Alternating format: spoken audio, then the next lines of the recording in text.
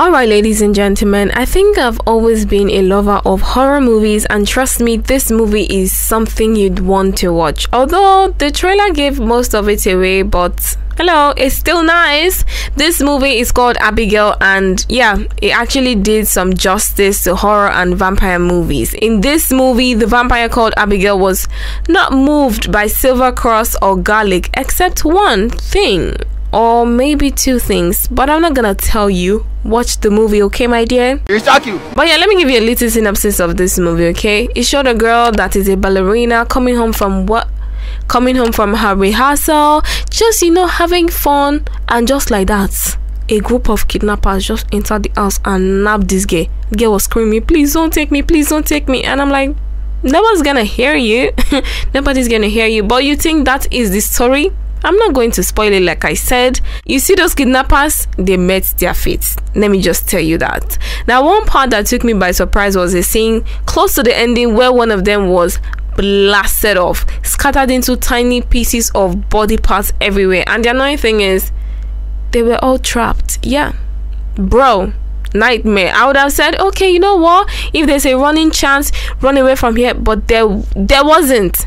They were all trapped, guys. How'd you get out of a situation like this? Even me, I don't even know. I can't give any solutions. Just pray to God to deliver you. But I thoroughly enjoyed this movie. The concept of vampires changing over time, the clusters of teeth instead of two fangs they always portrayed, made me see vampires in a new way. One other thing I liked is how the movie got twisted in the aspect of the storyline. You think one thing, but trust me, what is happening is totally different, and that's so profoundly good and interesting. Because let's not lie, with most of the vampire movies, there's a definite storyline to it, and it actually does make it very boring. So I'll definitely give this movie an 8. Very intriguing and interesting. But one part I'm like, come on now, you guys should have just ended this movie a long time ago, was where they injected this girl with a sleeping drug.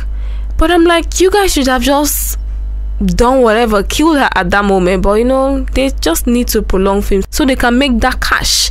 Well, still on it, and moving on to the choice of casting, I think they did incredibly well and they delivered very well in my books. If you hate a character when acting a scene, that means they did really well embodying the role. I have to give it up to Melissa Barrera. She's such a wonderful actress, and I would actually love to see her act more in more movies. And if you're guessing where you've seen her from, yes, she was in the Scream movie franchise, and I absolutely loved her in the movie called Bed Rest. I think she really suits the genre of horror movies. Alright, next person that did absolutely well and gave everything and made me wish he had more time on screen was Giancarlo Esposito.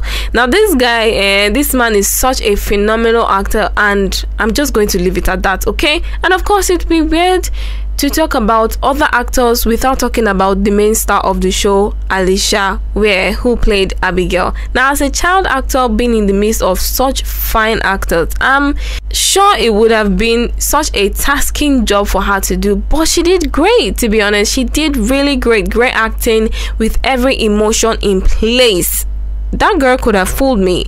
And of course, the late Angus Cloud. This is the last movie ever he was seen since he passed away. He was such a fine actor, and if you've seen him, you know that he is in Euphoria. And this movie was basically dedicated to him also. Like I said, great movie, and if you're a fan of horror thriller movies, this one is a must watch. Until next time on movie review segment, catch you guys later.